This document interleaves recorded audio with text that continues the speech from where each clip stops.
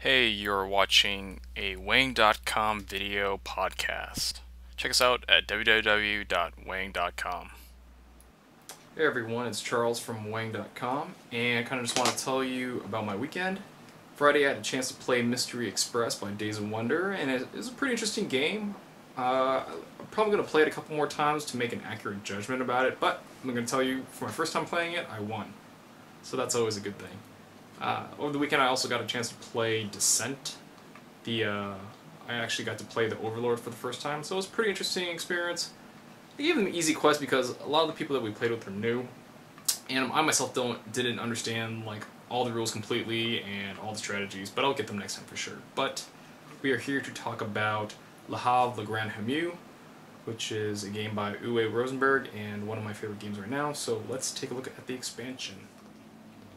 Okay, so here is Le Havre, Le Grand Hameau, the Australian edition, and it is made by Lookup Games, which I think is one of the publishing companies that makes Le Havre in the Europe area.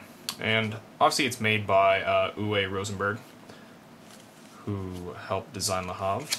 So let's open it up, and it's in a really tiny box because all it really is just the expansion for the special building cards. So let's see. It comes with 30 new special buildings, and it can just be played with the base game. And it says maybe using the central station is a good idea to move fast between buildings or to go to the stock market to earn money from your opponent's transactions. Le Grand Hameau breathes new and exciting life into the French harbor town. So it's only played with the base game, so I'm pretty sure like you can mix these up with the current special buildings that you have, or you could probably just choose from this deck. So here they are, and the first card that I see is a wooden crane.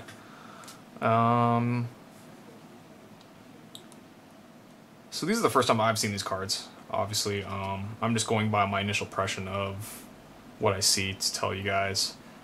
So this building basically replaces any one building resource with one wood. So if you're trying to build something with a different resource, you can use this to replace it with wood. I think there's a similar special building like this in the base set. Here is the lumber mill. When building, the owner of the lumber mill pays one fewer wood. Here's the main station. As you leave the main station, you can use... Well, actually, now that I think about it, these cards are, I believe, the same kind. They have the same cards in the base expansion. It's just a different picture. I think there are some reprints that they did for the expansion, if I remember reading correctly on Board Game Geek, but I could be wrong. So I'm just gonna skip through these because they look very familiar to me. This hotel, I think there is a hotel also in the base set. But again, I'd have to double check. Here we go, Fur Factory. Per leather owned, you're gonna trade in 2 hides for 4 coin. That just seems alright. Nothing too fancy. Wainwrights. Per iron owned, 2 wood for 5 coin. Oh, that's actually pretty good. Let's see, Fisherman's Hut. At the end of each round, the owner receives 1 fish.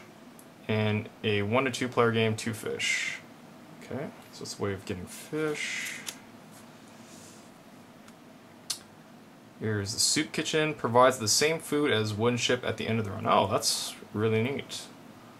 So basically, instead of getting a... because, you know, when you get ships in the game, it basically reduces the amount of food you have to pay. So that's kind of what this building's ability does. It's kind of neat. Cattle market, either 1 franc for times 7 for cattle. So basically, I'm guessing you're buying cattle, or you could trade the cattle for money. So that's kind of an interesting way of either getting francs or buying cattle.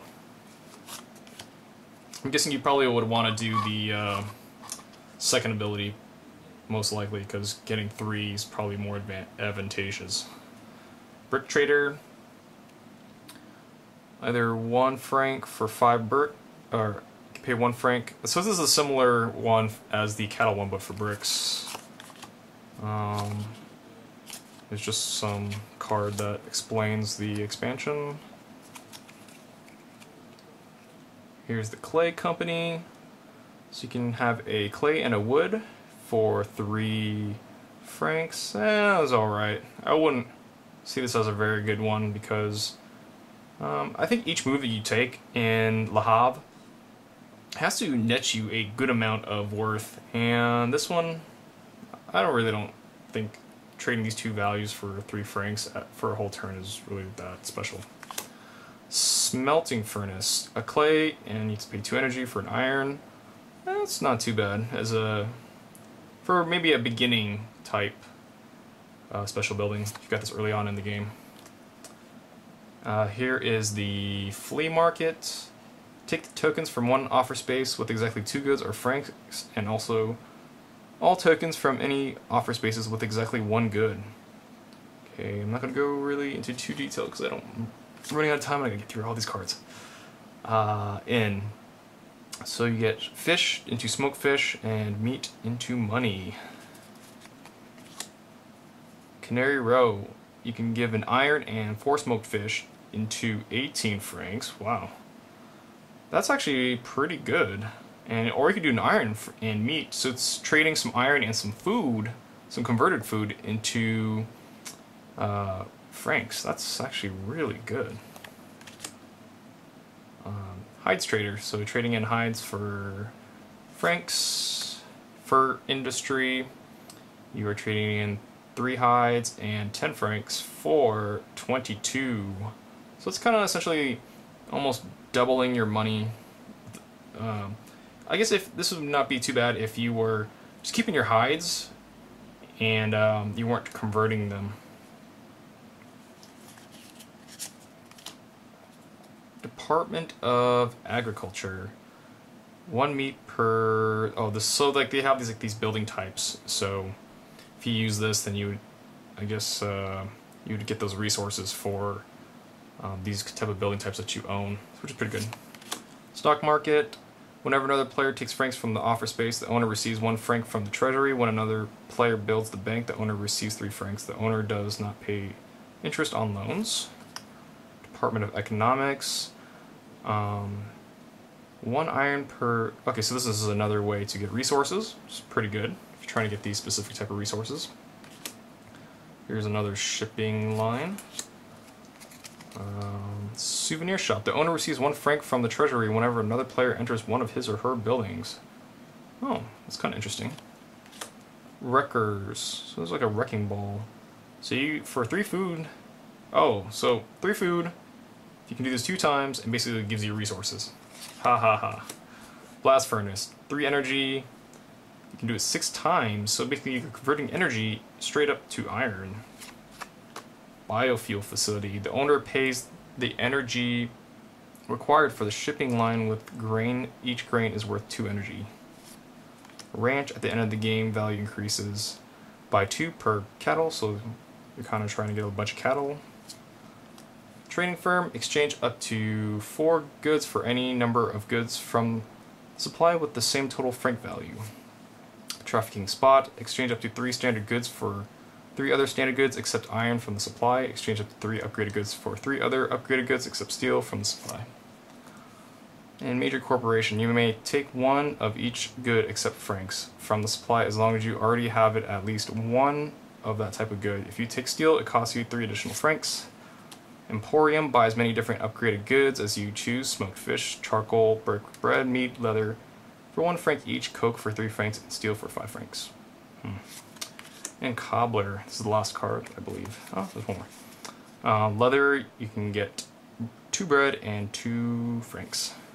And then smelter. Smelt. Oh, this is another building from the original game.